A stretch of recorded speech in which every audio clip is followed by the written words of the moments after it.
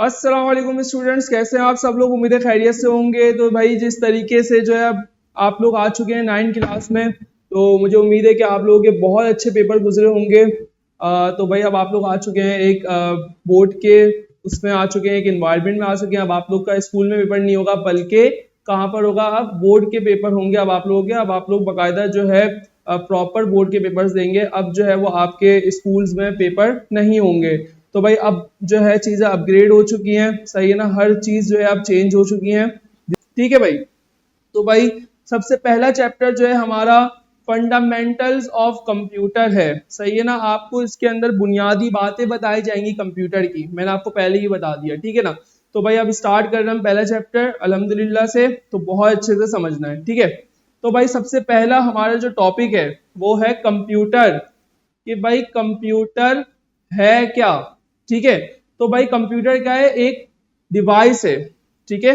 एक डिवाइस है, कौन सी इलेक्ट्रॉनिक डिवाइस है, ठीक है। अब वो क्या करती है, एक्सेप्ट करती है इनपुट। मतलब आप जो इनपुट दे रहे हैं, जो आप इंस्ट्रक्शंस दे रहे हैं, उसको हम क्या कहते हैं, इनपुट कहते हैं। और वो उस चीज को एक्सेप्ट कर रही है, ठीक है।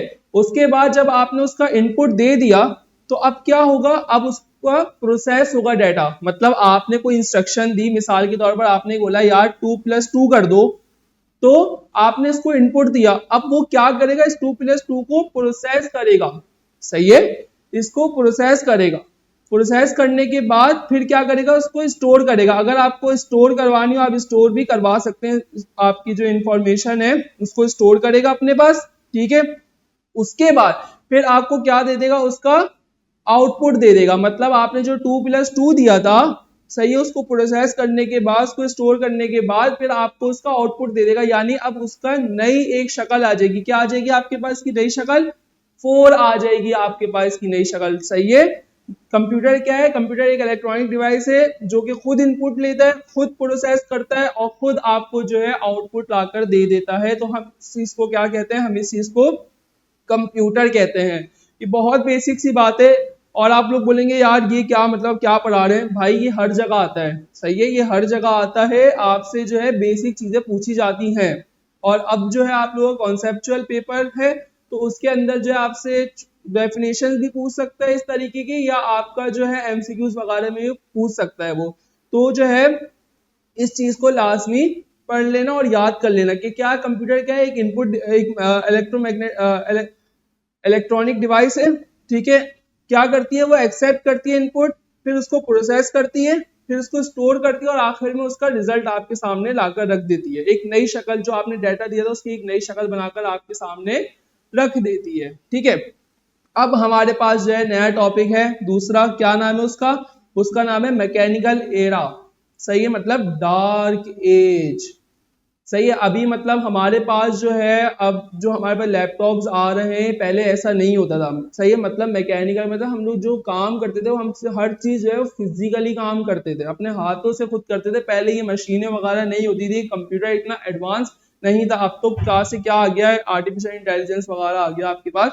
पहले ये सब चीजें नहीं थी, पहले हर चीज जो है वो जो है मतलब फिजिकली करते थे। हर जो भी कैलकुलेशंस वगैरह होती थी वो सारी फिजिकली करी जाती थी। तो हम इस चीज को क्या बोलते हैं, मैकेनिकल एरा डार्क एज, सही है। इस चीज को हम क्या कहते हैं, मैकेनिकल एरा कहते हैं।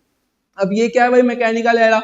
अच्छा भाई मैकेनिकल एरा, यहाँ पे क्या होता है, मैकेनिकल डिवाइसेस यूज होती है। यहाँ पे मैकेनिकल डिवाइसेस यूज होने का मतलब जो आप खुद से ऑपरेट करते थे, जिन मशीनों को, जिन डिवाइसेस को आप जो खुद ऑपरेट करते थे, उनको हम कहते हैं मैकेनिकल डिवाइस, ठीक है। उसके बाद फिर क्या है, नो इलेक्ट्रिसिटी रिक्वायर्ड, कोई इलेक्ट्रिसिटी की जरूरत नहीं होती थी, क्योंकि आप हर काम तो आप खुद ही अपने हाथों से कर रहे हो, तो आप खुद फिजिकली आप खुद काम कर रहे हो, तो इलेक्ट्रिसिटी की क्या जरूरत है, सही ना। तो इसके अंदर क्या होता है, नो इलेक्ट्रिसिटी रिक्वायर्ड, कोई भी इलेक्ट्रिसिटी इसके अंदर रिक्वायर्ड नहीं होती थी। और क्या लिखा है, सिंपल कैलकुलेशन परफॉर्म होती थी, सही है ना। सिंपल कैलकुलेशन होती है, एडिशन, सब्ट्रैक्शन, मल्टीप्लिकेशन, डिवीजन वगैरह जो आपके हैं वो सिंपल आपके जो है मैकेनिकल मतलब फिजिकली जो है आप इसको कर लिया करते थे आप, ठीक है। अगला क्या है, अगला है बिगिनिंग ऑफ कंप्यूटिंग, ठीक है। मतलब beginning of computer beginning of computing का मतलब क्या है कि जो है मतलब इसी तरीके से काम किया जाता था पहले, सही है ना। मतलब इसी तरीके से सारा काम किया जाता था और फिर यहीं से जो है, यहीं से जो है डार्क एज से ही फिर जो है आगे जो है आपके पास जो है जनरेशन आने लग गई, कंप्यूटर की शक्ल बदलने लग गई। पहले कंप्यूटर कितना बड़ा होता था, फिर वो छोटा हुआ, फिर छोटा हुआ, आज जो है वो हमारे पास जो है वो हफ्तों में हमारे पास, हम उसको कहीं पर भी ले जा सकते हैं, हमारे हाथों पे इजीली जो है हम लोग उसको पकड़ लेते हैं, कोई इतना भारी नहीं होता। अब तो जितने जितने आगे 2027 28 जितने भी आगे आ रहे हैं, तो उसके अंदर जो है और मजीद कंप्यूटर को जो है वो एडवांस किया जा रहा है। तो भाई मैकेनिकल एरा में यही हुआ कि अब जो है कंप्यूटर यहीं से जो है इसके और जो है मजीद की तरक्कियां यहीं से शुरू हो गई। ठीक है, अब उसकी अब टाइप्स भी आ गई भाई, किस तरीके के मैकेनिकल एरास होते थे। तो देख लो भाई मैकेनिकल एरास किस तरीके से होते थे। सबसे पहले हमारे पास आता है अबाकस, जो कि 3000 बीसी में आया। ठीक है, अब अबाकस है क्या? सबसे पहले क्या लिखा है? First calculating device. ये पहली कैलकुलेटिंग डिवाइस है जो आपके जो मैथमेटिक्स जो आपकी कैलकुलेशंस वगैरह है उनको जो ये सॉल्व करता था, ये पहला जो है हमारे पास डिवाइसेस का नाम क्या है? अबाकस। और ये कब हुआ? 3000 बीसी में। अच्छा, ये लाजमी जो है इनके नाम और ये कब आए, ये चीज लाजमी जो है अपने पास रखना, अपने पास को सेव करके रखना, अपने पास लिख लेना। वो इसलिए क्योंकि जो है आपके ये पूछता है, सही है, एमसीक्यूज में भी आ जाता है। और आप तो कॉन्सेप्चुअल पेपर है, तो कोई ना कोई सवाल शॉर्ट में या लॉन्ग में आएगा तो पूरा का पूरा आ जाएगा, मैं बता दूंगा क्या क्या आता है। वरना लॉन्ग में तो बहुत मुश्किल है, लेकिन शॉर्ट वगैरह में वो पूछ लेगा या फिर आपसे जो है वो एमसीक्यूज में पूछ लेगा। तो इस चीज को जो है वो लाजमी अपने पास लिख लेना। और देखो, मैंने हर चीज जो है ना, आपने देखा होगा यार, ये मैंने कुछ अलग तरीके से आप लोगों को समझा रहा हूँ। ये ना मैंने पूरा फ्लो चार्ट बनाया हुआ है, ठीक है ना, फ्लो चार्ट के जरिए समझा रहा हूँ। देखो, फ्लो चार्ट के जरिए जो है ना आप कि कोई भी प्रॉब्लम हो तो वो इजीली आपको समझ में आ जाती है। देखो, बुलेट पॉइंट से भी समझ में आ जाती है, लेकिन बुलेट पॉइंट में इतना कोई खास नहीं होता, बस में ऊपर ऊपर की चीजें बता दी जाती है। लेकिन फ्लो चार्ट में जो है वो आपको पूरी एक प्रॉब्लम है तो उसको सॉल्व करने का तरीका जो है वो ये वाला बेस्ट होता है। दो होते हैं, सही है। जब आप मैट्रिक क्लास में आओगे, सेकेंड ईयर क्लास में आओगे, मैट्रिक में भी आओगे अगले साल इंशाल्लाह, तो आपको वहां पे प्रोग्रामिंग पढ़ाई जाएगी। वहां पर आपको बताया जाएगा कि फ्लो चार्ट किस तरीके से मदद करते हैं आपकी प्रॉब्लम को सॉल्व करने में, आपके एल्गोरिथम किस तरीके से मदद करते हैं, ठीक है ना। तो ये हमारे पास जो है वो कोई भी अगर सॉफ्टवेयर थोड़ी ऊपर की लेवल की बात कर रहा हूँ, थोड़ा समझ लेना क्योंकि बड़े हो गए हो भाई। और जो है अब तो 2026 में हर चीज आती है आप लोगों को अल्हम्दुलिल्लाह से। तो जो है भाई आप किसी भी ऑर्गेनाइजेशन में चले जाओ तो वहां पर जब प्लानिंग और डिजाइनिंग के डिपार्टमेंट में जाता है, जब एक प्रॉब्लम प्लानिंग और डिजाइन में, मतलब जब उसका स्ट्रक्चर बन रहा होता है तो उस वक्त दो ही चीजें बनती है, या तो एल्गोरिथम बनता है या फिर फ्लो चार्ट। दोनों ही चीजों पे काम हो रहा होता है, ठीक है ना। तो फ्लो चार्ट के जरिए ज्यादा आसानी से समझ में आ जाता है, ठीक है। तो ये इसी तरीके से अपने पास लिख लो ताकि जो है आपको कोई प्रॉब्लम ना हो। नोट्स में भी हर चीज मौजूद है, हर चीज मौजूद है। लेकिन जो है अगर यहाँ से आप कर लोगे तो आपके लिए मुश्किल नहीं होगी। आप वहां से भी याद कर लो बिल्कुल, लेकिन बहुत सारे बच्चे ऐसे होते हैं जिनको याद नहीं होता नोट से, तो वो क्या करते हैं, वो फिर इन ये जो बुलेट पॉइंट्स है ना, फिर इनका सहारा लेते हैं। और ये लाजमी आपकी जो है ना हमेशा मदद करेंगे। आप कहीं आप बोर्ड का पेपर दो या फिर जो है आप कहीं का भी टेस्ट दो अपने कोचिंग का, आप अपने किसी भी इंस्टीट्यूट में जाकर, आप किसी भी इंस्टीट्यूट में या किसी भी कोचिंग में जाकर अगर आप टेस्ट दोगे तो वो आपकी मदद करेंगे। अब आप यहाँ से आप आराम से बना सकते हो। आप यहाँ से कोई डेफिनेशन आई थी मिसाल के तौर कंप्यूटर की, तो आपको सिर्फ अब क्या करना है, इन ये जो लिखे हुए हैं, ये जो लिखे हुए हैं एरोस के साथ, बस आपको इनको अब क्या करना है, इसको कनेक्ट करना है आपस में। ये जो सेंटेंसेस लिखे हुए हैं इनको कनेक्ट करोगे, आपके पास एक डेफिनेशन बन जाएगी और आपको पूरे के पूरे मार्क्स मिल जाएंगे, ठीक है। बहुत सारे जो जगहों पे थोड़ा मुश्किल से लिखा है, लोग भागते हैं, बच्चे भागते हैं, मैकेनिकल एरा, डार्क एज वगैरह पढ़ाया जाता है, बाकस वगैरह। तो देखो यहाँ पे बहुत ही इजी तुम लोगों के लिए जो है मैंने यहाँ पे कर दिया है। देखो अब कुछ भी नहीं है, सिर्फ अब क्या करना है, इन सेंटेंसेस को कनेक्ट करना और आपके पास मैकेनिकल एरा की आपके पास क्या बन जाएगी, डेफिनेशन बन जाएगी, ठीक है ना। अब देखो हमने क्या बोला भाई, अबाकस जो है वो 3000 में हुआ, ये चीज देख ली हमने। फर्स्ट कैलकुलेटिंग डिवाइस है, ठीक है भाई, फर्स्ट कैलकुलेटिंग डिवाइस है। अब ये यूजेस कहाँ होती है, स्पीड्स ऑन रोड्स, सही है। ये देख लो, अब ये एक डायग्राम है, ये तुम लोगों ने देखा होगा जब अब बच्चों को दिए जाते हैं, हम देखते हैं ना हर घर में जब छोटे छोटे जहाँ पे बच्चे होते हैं वहां पर जो है ये इस तरीके के ना एक खिलौने टाइप का रखा हुआ होता है। आप लोग इससे, हम लोग भी कभी कभी ऐसे खेल रहे होते हैं। तो भाई ये पहले ये चीज जो है वो यूज होती थी कैलकुलेशन के लिए, सही है। इन पे नंबर्स होते थे बाकायदा, इन सब के ऊपर नंबर्स लिखे हुए होते थे और बाकायदा इनसे से फिर एडिशन सब्ट्रैक्शन वगैरह होती थी, ठीक है। अब तो इनको जो है सिर्फ हम लोग खेल के तौर पर यूज करते हैं और कुछ भी नहीं, क्योंकि अब तो हमारे पास मॉडर्न चीजें आ गई हैं, ठीक है। पहले जो है वो यहीं से ही किया जाता था। उसके बाद क्या है, परफॉर्म बेसिक कैलकुलेशन, ये बेसिक कैलकुलेशन करता था। कौन सी बेसिक कैलकुलेशन करता था, ये करता था भाई एडिशन, मल्टीप्लिकेशन, एग्जैक्टा मतलब डिवीजन, और आपके पास सब्ट्रैक्शन वगैरह ये करता था। तो ये हमारे पास क्या है, अबाकस फर्स्ट कैलकुलेटिंग डिवाइस है, ठीक है। उसके बाद नेक्स्ट क्या है हमारे पास, नेपर बोन्स, सही है ना। अब ये कब हुआ, नेपर बोन्स कब आया भाई, ये आया 1612 एडी में, ठीक है। ये चीज अपने पास नोट डाउन करते रहो, जिस तरीके से लिखा हुआ है इस तरीके से अपने पास नोट डाउन करते रहो, ताकि जो है मैं बार बार कह रहा हूँ कोई मुश्किल ना हो आपको आखिर में, ठीक है। अच्छा भाई, ये कब किसने इन्वेंटेड किया भाई, जॉन नेपर ने, इसका नाम था जिसने इस मशीन को जो है उसको बनाया, ठीक है। अब क्या होता है भाई, ये यूजेस कहाँ होती है, यूजेस नंबर रोड्स बोन्स पर, ठीक है। अब ये आप पिक्चर देख रहे हो, ये पिक्चर देखो, सही है ना। इस तरीके की जो है ना रोड्स होती है, इस तरीके की तारे समझ लो आप, जो है ना उनके ऊपर जो है ना ये नंबर्स लिखे हुए होते थे, सही है। उनके ऊपर ये नंबर्स लिखे हुए होते थे, और यहीं से जो है वो कैलकुलेशन वगैरह करी जाती थी। आप इसके तो अब गेम भी आने लग गए हैं, मैंने देखा है प्ले स्टोर वगैरह पर इस तरीके के गेम्स वगैरह भी हैं, सही है ना। अब तो जाहिर सी बात है, अब जो पहले की चीजें थी अब जो है वो सिर्फ खेल कूद के लिए इस्तेमाल हो रही हैं। अब कोई जाहिर सी बात है, अब इतना मॉडर्न एरा है, कौन अब इन चीजों में जाएगा। तो लेकिन पहले के लोग जो थे वो इनसे कैलकुलेशन करते थे, और बहुत जबरदस्त कैलकुलेशन वगैरह करते थे। उनका जो दिमाग था, जो ब्रेन था, वो हमसे ज्यादा ही तेज था, क्योंकि अपने दिमाग को चलाते थे।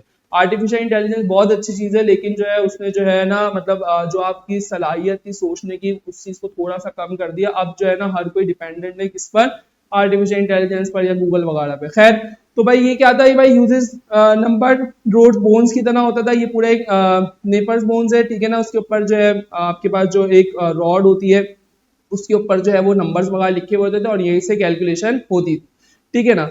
अब क्या परफॉर्म करता था, परफॉर्म कैलकुलेशंस करता था, बता दिया भाई परफॉर्म कैलकुलेशंस करता था। अब कौन कौन सी कैलकुलेशन करता था ये भी देख लो भाई। ये मल्टीप्लिकेशन करता था, डिवीजन करता था, एंड स्क्वायर रूट्स निकालता था। स्क्वायर रूट का मतलब 2 का स्क्वायर, सही है ना। स्क्वायर रूट इस तरीके का ये निकालता था, ठीक है ना। रूट वगैरह आपके जो है ये निकालता था, ठीक है ना। ये क्या करता था, multiplication, division and square roots वगैरह आपके ये काम करता था इस चीज के लिए, सही है ना। और ये चीज लाजमी अपने पास नोट कर लेना, क्या, अबाकस 3000 BC, और ये आपके पास आ गया नेपर बोन 1612 AD, ठीक है। उसके बाद नेक्स्ट क्या हमारे पास, स्लाइड रूल, सही है ना। अब ये क्या है भाई, स्लाइड रूल, ये देख लो भाई, इन्वेंटेड किसने करी, बाय विलियम ऑथर्ड ने करी, सही है ना। इनके नाम अपने पास जो है मतलब याद करते रहो कि स्लाइड रूल किसने बनाया, सही है ना। इस तरीके से पिछला जो हमने नेपर पढ़ा वो किसने बनाया, ये सारी चीज अपने पास लिखते रहो एग्जैक्टली जैसे लिखा हुआ है। अच्छा भाई, अब ये क्या है, यूजेस, सॉरी इसको सही कर, अब ये क्या लिखा है भाई, यूजेस स्लाइडिंग स्केल्स। इसमें क्या यूज होते थे, स्केल्स यूज होते थे, ठीक है ना। अब देख लो अपनी डायग्राम, डायग्राम देख लो, ये स्केल बना हुआ है, तो ये यूज होते थे। इसको क्या करते थे लोग, आगे पीछे मूव करवाते थे, और वहीं से ही कैलकुलेशंस वगैरह करते थे, सही है ना। तो ये पहले कहाँ पर, स्लाइड रूल क्या है हमारे पास, स्केल है, सही है ना। और ये क्या करता था, इसको जो ये जो चीज लगी हुई है ना, इसको हम आगे पीछे जो है ना वो घुमाते थे, सही है, आगे पीछे इसको मूव करवाते थे, तो जो है फिर ये कैलकुलेशंस वगैरह करता था, ठीक है ना। यहाँ पे भी वही बात लिखी हुई है, परफॉर्म क्या करता है, परफॉर्म कैलकुलेशंस करता है। कौन सी कैलकुलेशंस करता है, मल्टीप्लिकेशन करता है, डिवीजन करता है, रूट्स निकालता है, एंड लोगैरिथम्स वगैरह निकालता है, ठीक है ना। ये किसके काम आता था, मल्टीप्लिकेशन, डिवीजन, रूट्स एंड लोगैरिथम्स के काम आता था, लॉग वगैरह के काम आता था, ठीक है। तो इस चीज को अपने पास नोट कर लेना। अब उसके बाद क्या हुआ, उसके बाद फिर एक नई मशीन आ गई भाई, कौन सा है भाई, ये है अब पास्कलाइन, पास्कल कैलकुलेटर। कब आया, 1642 AD में आया, सही है भाई। ये चीज अपने पास लिख लेना, और ये जितने भी पॉइंट्स वगैरह इसी तरीके से अपने पास लिख लो एज इट इज, तुम लोगों के लिए बहुत आसानी हो जाएगी, ठीक है। अब ये किसने इन्वेंटेड किया, ब्लेस पास्कल ने, सही है। ब्लेस पास्कल का नाम था, इसने ये मशीन बनाई थी। अच्छा, इसमें क्या यूजेस होते हैं, घेर्स एंड व्हील्स यूज होते हैं इसके अंदर, ठीक है। ये व्हील्स और घेर्स की मदद से ये चलता था, और इससे क्या होती है, परफॉर्म कैलकुलेशंस होती है। कौन कौन सी कैलकुलेशंस होती थी, एडिशन एंड सब्ट्रैक्शन। अब देख लो, ये पूरी की पूरी जो है आपके सामने एक डायग्राम जो बनी है पिक्चर, उसके अंदर देखो ये व्हील्स वगैरह लगे हुए, ऊपर नंबर्स वगैरह लिखे हुए, सही ना। तो ये घूमते थे, तो इसकी मदद से जो है आपके पास क्या होते थे, कैलकुलेशंस वगैरह होती थी। कौन सी कैलकुलेशंस होती थी, एडिशन एंड सब्ट्रैक्शन, ठीक है। ये अपने पास लाजमी याद करना। ये वाला हमारे पास होता है खत्म टॉपिक। अब उसके बाद हमारे पास आ जाता है eras of evolution of computer, मतलब अब जाहिर सी बात है अब कौन कौन से एरा में कौन कौन से कंप्यूटर्स वगैरह आए, सही है ना। डार्क एज में पहला कंप्यूटर जो था वो बना और फिर वहीं से जो है उसकी जनरेशन या उसके एरा आना शुरू हो गया। पहले मैकेनिकल था, फिर इलेक्ट्रोमैकेनिकल आया, फिर इलेक्ट्रॉनिक आ गया। इस तरीके से जो है हमारे पास जनरेशन या समझ लो एराज आते गए, ठीक है ना। तो सबसे पहले क्या लिखा हुआ है भाई, सबसे पहले का हमारे पास मैकेनिकल एरा, वही वाली बात लिखी है 3000 बीसी से शुरू हुआ, 1945 एडी तक खत्म हो गया, 1945 इसका एंड था। उसके बाद हमारे पास आया इलेक्ट्रोमैकेनिकल एरा, सही है। इलेक्ट्रोमैकेनिकल एरा कब से शुरू हुआ, 1840 से शुरू हुआ, ठीक है। 1840 से 1940 तक खत्म हो गया, ठीक है। 1940 एडी तक खत्म हो गया हमारे पास। अब उसके बाद क्या हुआ भाई, चीजें आती हैं अपग्रेड होती हैं, सही है ना। तो अब क्या हुआ हमारे पास इलेक्ट्रॉनिक एरा आ गया। इलेक्ट्रॉनिक एरा आ गया, कब से शुरू हुआ, 1940 से शुरू हुआ और प्रेजेंट यानी कि अब तक जो है 2026 तक और आगे भी चलता ही रहेगा इलेक्ट्रॉनिक एरा, ठीक है ना। तो ये हमारे पास क्या सवाल था, ये हमारे पास सवाल था eras of evolution of computers का। मैंने आप लोगों को ये चीज बता दी और इसके अंदर जो ये जो आपके पास तारीख लिखी है कहाँ से कहाँ तक हुआ, कहाँ से कहाँ तक हुआ, तो ये सारी चीज अपने पास ऐसी एज इट इज जो है वो नोट डाउन कर लो, ठीक है। उसके बाद फिर हमारे पास आता है क्या, इलेक्ट्रोमैकेनिकल एरा। अब इलेक्ट्रोमैकेनिकल एरा है क्या, ठीक है। अब देख लो भाई इलेक्ट्रोमैकेनिकल एरा क्या है कि इसमें यूज होते हैं इलेक्ट्रिसिटी प्लस मैकेनिकल पार्ट्स, सही है। एक तो इलेक्ट्रिसिटी भी यूज होती है और मैकेनिकल पार्ट्स भी यूज होते थे, दोनों को मिला के ये बनता है इलेक्ट्रोमैकेनिकल एरा, ठीक है। उसके बाद क्या हुआ, अब क्या हुआ, फास्टर देन मैकेनिकल डिवाइसेस। जाहिर सी बात है एक चीज हाथ से उड़ गई, अब एक चीज इलेक्ट्रिसिटी से हो रही है, तो चीजों में चेंज तो आएगा, जल्द से जल्द काम होगा, जल्द से जल्द कैलकुलेशन होगी। तो क्या है भाई, फास्टर देन मैकेनिकल डिवाइसेस, वो बहुत फास्ट है किससे, मैकेनिकल डिवाइसेस से, क्योंकि इलेक्ट्रिसिटी पे चल रहे हैं आप, ठीक है। उसके बाद क्या है, ये भी क्या करता है, परफॉर्म ऑटोमेटिक कैलकुलेशंस करता है, ठीक है। अब जो है आपको हाथ से करने की या दिमाग से करने की जरूरत नहीं है, बल्कि ऑटोमेटिकली आपकी जो है वो कैलकुलेशंस वगैरह इजीली हो जाएगी। कितना बड़ा भी आपके पास डाटा वगैरह हो, कैलकुलेशन हो, तो वो इजीली ऑटोमेटिक कैलकुलेशन कर देता है, सही है। उसके बाद क्या लिखा हुआ है अगला, bridge between mechanical and electronic computers. ये ब्रिज है किसके दरमियान, मैकेनिकल एंड इलेक्ट्रॉनिक कंप्यूटर्स के दरमियान का ब्रिज है ये, ठीक है। कौन, इलेक्ट्रोमैकेनिकल एरा, सही है। उसके बाद फिर हमारे पास अब इलेक्ट्रोमैकेनिकल एरा में कौन सी ऐसी डिवाइस आई भाई, तो देख लो क्या आई है, ये आई है हरमन होलिडे टैबुलेटिंग मशीन आई है इसके अंदर, ठीक है। किसने करा, बता दिया, इन्वेंटेड बाय हरमन होलिडे ने ये इन्वेंटेड कर इसको बनाया। उसके बाद क्या है, इसमें क्या यूज होते हैं, पंच कार्ड्स यूज होते हैं, ठीक है। फिर ये क्या करता है, उस डाटा को रीड करता है एंड प्रोसेस करता है, मतलब जो भी आपका आपने कुछ भी दिया है तो उसको रीड करेगा और उसको प्रोसेस करेगा आपके डाटा को। फिर क्या करता है, फास्ट सेंसस कैलकुलेशंस, ठीक है। अब समझो ये है क्या, अब समझो ये है क्या, देखो यहाँ पे लिखा हुआ है पंच कार्ड, ठीक है। क्या लफ्ज लिखा हुआ है यहाँ पे, पंच कार्ड का लफ्ज आपके पास लिखा हुआ सामने आ रहा है। तो भाई ये होता था कि जो है ना सेंसस, जो यहाँ पे लिखा हुआ है सेंसस कैलकुलेशन मतलब मर्दमशुमारी, ठीक है ना। जो आपके मर्दमशुमारी में यूज होते हैं ना, वो पहले ये यूज होते थे। अब समझो मर्दमशुमारी होता क्या है, बहुत कुछ सालों के बाद जो है ना वो आपके घरों पर एक टीम आती है गवर्नमेंट की तरफ से, वो पूछती है कि भाई आपके घर में कितने लोग हैं, आपके घर में क्या जो लोग हैं वो क्या क्या काम करते हैं, ये सारी चीजें, मतलब मर्दमशुमारी के जो उसका मतलब होता है वो ये होता है कि आपके घर के बारे में पूछना, आपके घर के अफराद के बारे में पूछना कि भाई इस घर में कितने लोग रहते हैं, हर ताकि वो पता लगा सकें कि हमारे जो सिंध में या हमारे कराची में कितने लोग रहते हैं, ठीक है। तो वो किस, ये क्या यूज होते हैं, ये पंच कार्ड। तो पंच कार्ड इसी के लिए यूज होती है कि आपका डाटा को रीड करता है और प्रोसेस करता है, फिर बताता है आपके डाटा को, ठीक है ना, कि भाई इतने लोग जो है ना हमारे कराची में रहते हैं, इस तरीके से, सही है।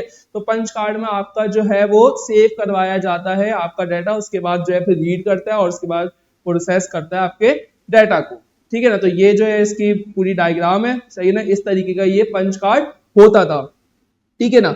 और ये मैंने बता दिया फास्ट सेंसस कैलकुलेशन, मतलब जल्द से जल्द जो है वो जो सेंस था, जो मतलब उसको देखना, जल्द से जल्द कैलकुलेशन वगैरह करना, आप ये सारी चीजें इसके अंदर है, ठीक है।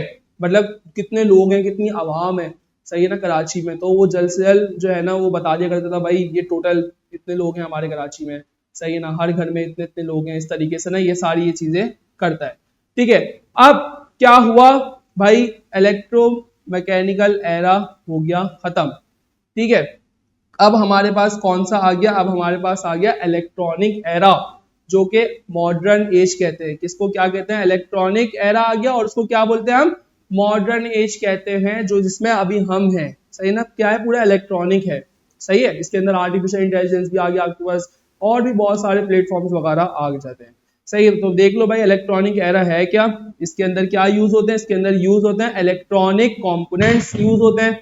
ठीक है, इसके अंदर क्या यूज होते हैं, इलेक्ट्रॉनिक कंपोनेंट्स यूज होते हैं। फास्टर प्रोसेसिंग स्पीड, मतलब जो आपके जो इंस्ट्रक्शंस वगैरह देते हो वो कितनी जल्दी जल्दी फास्ट प्रोसेस हो जाती है, मतलब हर चीज आपकी कितनी जल्दी जल्दी चल रही है, आप एक क्लिक पर जो है आपका जो पेज है वो खुल जाता है, आप गूगल पे क्लिक करते हो सिर्फ उसके आइकन पर, वो फौरन के फौरन जो है ना वो चीजें खुल जाती हैं, मतलब बहुत स्पीड है, सही है ना, बहुत स्पीड है।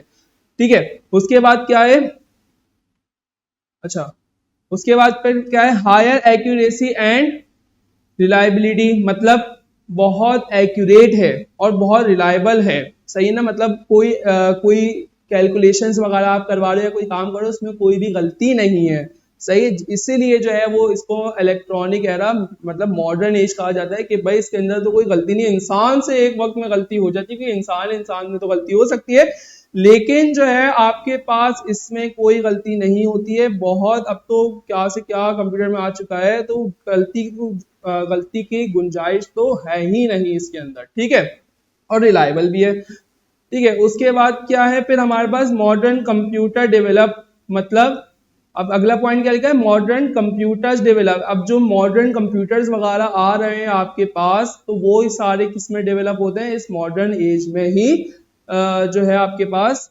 डेवलप होते हैं, यानी कि बनते हैं आपके पास। देख नहीं रहे आप जो है आजकल की जो अब लैपटॉप्स वगैरह भी आ रहे हैं वो और जो है ना थिन होते जा रहे हैं, पतले होते जा रहे हैं, सही है ना, मतलब आप पहले दो हाथ से उठाते तब तो आप एक ही हाथ से उठा लेते हो, और जो है उनकी स्पीड जो है वो बहुत ज़्यादा है, सही है ना, बहुत ज़्यादा है।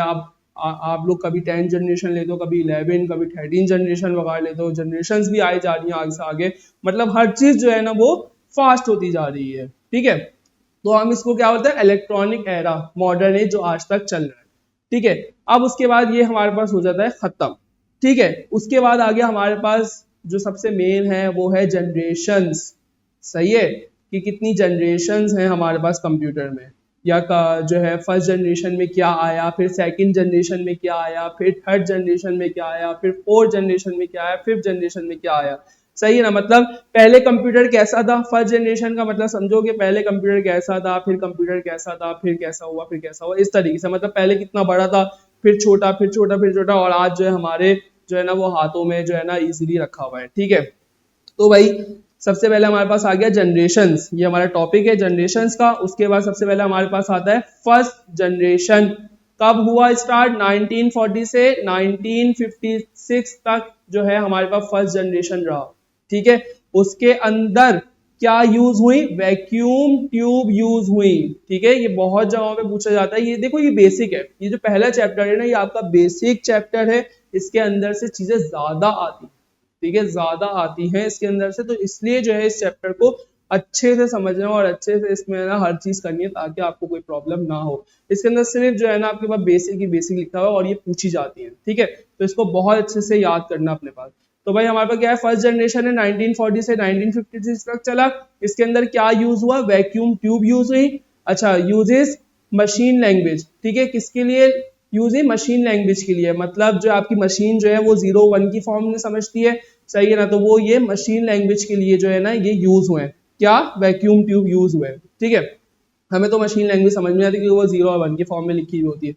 अच्छा, उसके बाद क्या है, फिर लिखा है large size and high power consumption, मतलब एक तो साइज में इतने बड़े और इलेक्ट्रिसिटी जो है वो ज्यादा से ज्यादा खींचना। आप सोचो कि जो है पहले तो कम से कम आपकी जो इलेक्ट्रिसिटी थी वो थोड़ी बहुत सस्ती थी, सही है ना, पहले तो सस्ता ही थी, लेकिन अब अगर आप ये वाले रखो अपने घरों में, तो पहले तो जगह चाहिए, सही है ना, इतने बड़े कंप्यूटर को रखने के लिए। दूसरा ये कि जब आप अगर चलो आपने रख भी दिया आपने अपने घर में, तो फिर जो वो जो जब इलेक्ट्रिसिटी खींचेगा ना, तो फिर बस आप लोगों के जो है ना फिर दिलों पे जो है ना वो धड़कनें पैदा हो जाएंगी, सही है ना। तो क्या लिखा हुआ है यहाँ पर, large size and high power consumption, मतलब जो है पावर जो इलेक्ट्रिसिटी है वो बहुत ज्यादा जो है ना वो खींचता है, बहुत ज्यादा पावर लेता है उसको चलाने, अपने आप को चलाने के लिए, सही है ना। तो अब क्या लिखा है अगला, कि जनरेट टू मच हीट, बहुत ज्यादा हीट पैदा करता है ये। जाहिर सी बात है, अब इतनी बड़ी मशीन रखी हुई है और इतने से कमरे में, अब और वो कमरा भी माशाल्लाह से अगर 2 घंटे के तक बंद हो और वो खुले तो क्या होगा, फिर तो बस फिर तबाही तबाही है,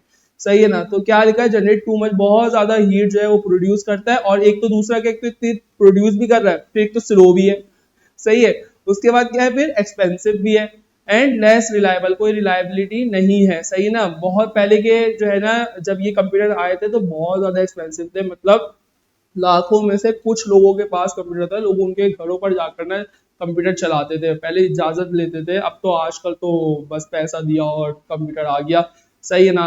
तो जो है पहले बहुत ज्यादा, एक तो स्लो भी हुआ करते थे ये, और दूसरा ही बहुत ज्यादा एक्सपेंसिव हुआ करते थे आप लोगों के पास, ठीक है, और कोई कोई रिलायबिलिटी नहीं थी, सही ना। और क्या यूज होते थे, वैक्यूम ट्यूब, तो वैक्यूम ट्यूब ये होते हैं, ठीक है, ये जो पिक्चर आप देख रहे हो ना अपने सामने, ये जो पिक्चर आप देख रहे हो, तो ये पहले हमारे पास होते थे वैक्यूम ट्यूब, ये इसके अंदर लगते थे, ठीक है, अपने अपने हिसाब साइजेस के हिसाब से ये लगते थे, ठीक है ना। तो ये हमारे पास हो गया फर्स्ट जनरेशन।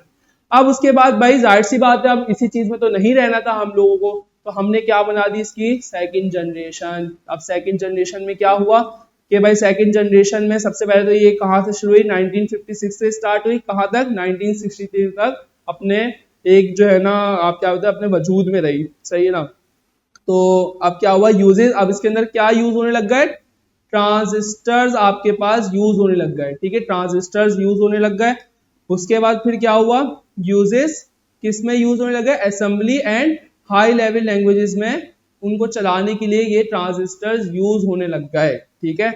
अब लैंग्वेजेस, अब बोलोगे हाई लेवल लैंग्वेज क्या है, असेंबली लैंग्वेज क्या है, तो भाई हाई लेवल लैंग्वेज जिसमें हम काम करते हैं, असेंबली लैंग्वेज बोलते हैं मिनोमोनिक।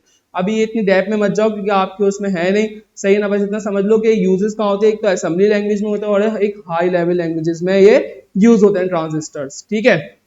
उसके बाद क्या है, स्मॉलर साइज, अब क्या हुआ, smaller size and less power consumption, ठीक है। अब जाहिर सी बात है, अब उसके अंदर तो बहुत ज्यादा जो पावर ले रहा था वो, सही ना, साइज भी बड़ा था, तो हमें कुछ उसको छोटा करके लेकर आना था।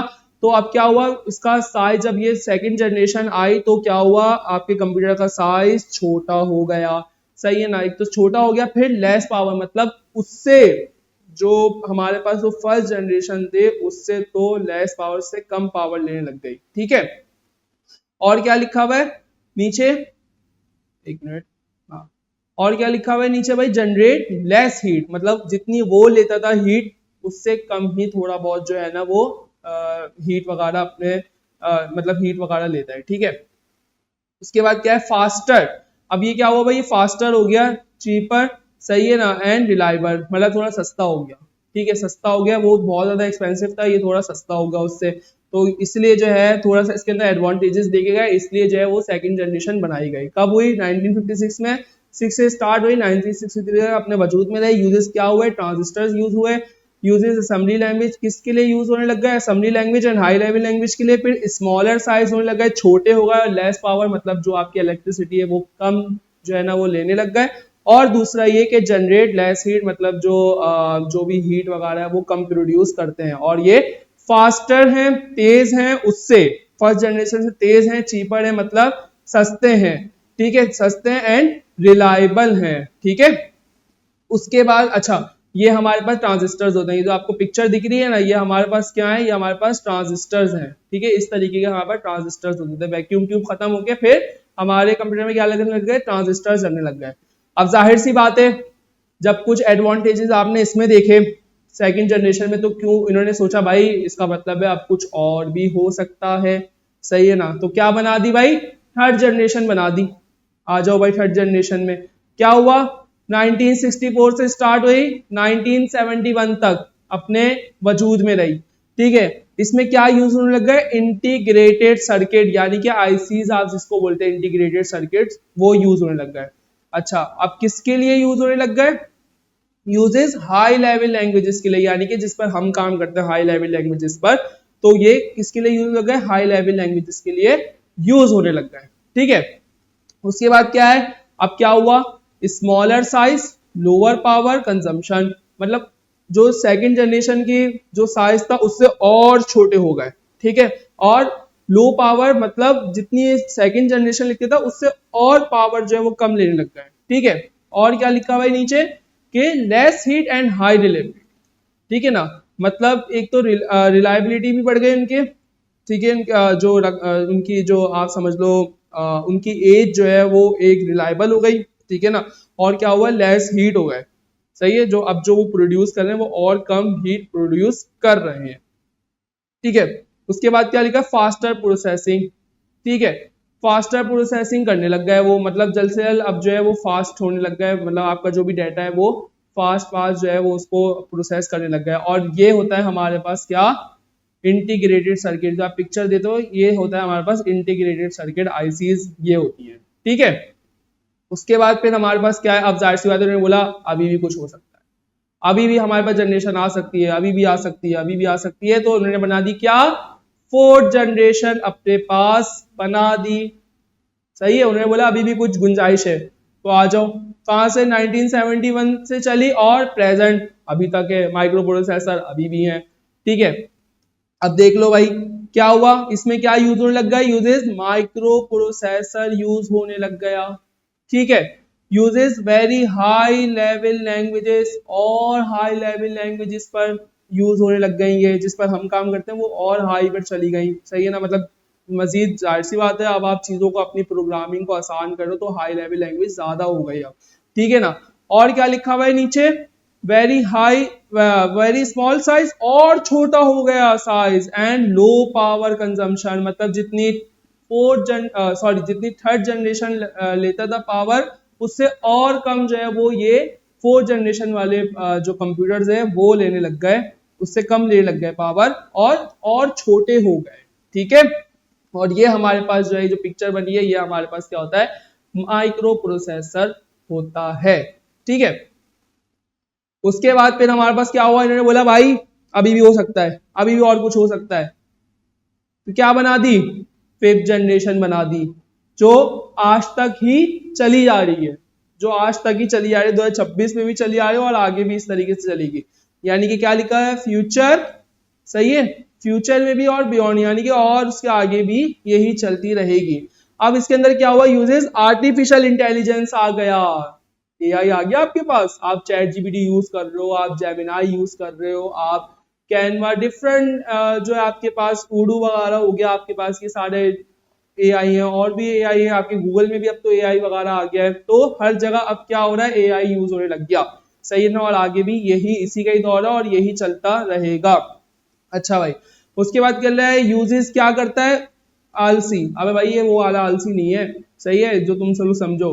अब क्या है, इसकी फुल फॉर्म है ultra large scale integration technology. ठीक है, समझ गए, मतलब अल्ट्रा लार्ज स्केल इंटीग्रेशन, मतलब आप जो है ना इसको समझ लो कि ये आगे तक है, और जो आपकी जो भी कैलकुलेशन या आपके जितना भी डाटा वगैरह है वो सारा अब जो है ना वो लार्ज हो गया है, बहुत बड़ा एक प्लेटफॉर्म खड़ा हो गया है। सही है ना, ये बहुत बड़ा प्लेटफॉर्म खड़ा हो चुका है, अब जो है आप इजीली कोई भी काम करवाना चाहो आप इजीली करवा सकते हो। ठीक है ना, कोई मसला नहीं है। ठीक है, उसके बाद क्या हुआ फिर कि नेचुरल लैंग्वेज प्रोसेस, क्या लिखा हुआ है अगला, नेचुरल लैंग्वेज प्रोसेस, मतलब अब आपके नेचुरल लैंग्वेज में ही वो एआई बन चुके हैं। सही है ना, मतलब आप जिस लैंग्वेज में बात करो वो वैसे ही डिट्टो बात कर, आप उर्दू में बात कर रहे हो, अब तो इंग्लिश, मतलब आप अगर आपको किसी को इंग्लिश नहीं आती है तो जो है वो अपनी लैंग्वेज में आप उससे उर्दू में बात करो, वो उससे आपसे उर्दू में बात करेगा, आप इंग्लिश में बात करना चाहे आपसे इंग्लिश में बात करेगा। आप किसी भी जबान में, दुनिया की कोई भी जबान हो, पश्तो हो, पंजाबी हो, फ्रेंच हो, कोई भी जबान हो, तो आप इजीली क्या कर सकते हो, उसको आप बात कर सकते हो उसके साथ। ठीक है ना, और वैसे ही आपसे वो जो डाटा आप कुछ भी मांग रहे हो, आप उससे यार ये निकाल के दे दो, तो आपको उसी लैंग्वेज में आपको निकाल कर दे देगा। अब क्या लिखा है अगला, very high speed and accuracy, और ज्यादा जो इसकी हाई स्पीड हो गई, बहुत ज्यादा तेज हो गए, और एंड एक्यूरेसी, और उसकी एक्यूरेसी बढ़ गई, मतलब उसकी जो करेक्टनेस थी, जो उसके जो गलतियां थोड़ी बहुत भी करने की जो उसके अंदर गलतियां थी ना, अब तो वो भी खत्म हो गई, अब तो वो भी खत्म हो गई, ठीक है ना। तो क्या लिखा है, very high speed and accuracy, कोई भी गलती नहीं है, हर चीज एक्यूरेट आपको देता है, ठीक है। उसके बाद क्या लिखा हुआ है, next step, intelligent computers and robots, ठीक है। मतलब कंप्यूटर्स में भी यूज हो रहा है और जो आपके रोबोट्स में भी ये यूज हो रहा है, मतलब उसको बनाने के लिए ये यूज हो रहा है, ठीक है ना।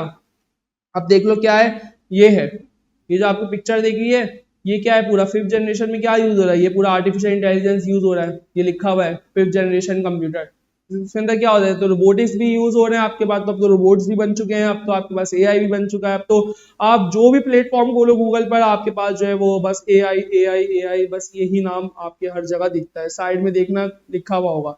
अब और अगर आप चैट जीपीटी या गूगल खोलते हो, उसके भी जहाँ पे आप लिखते हो, तो वहां पे भी साइड में जो है एआई लिखा हुआ होता है, इस तरीके का आपके पास एआई लिखा हुआ होता है कि अगर आपको इससे मदद चाहिए तो आप इजीली इससे काम करवा सकते हो, ठीक है ना, कोई भी मसले मसाइल नहीं होते।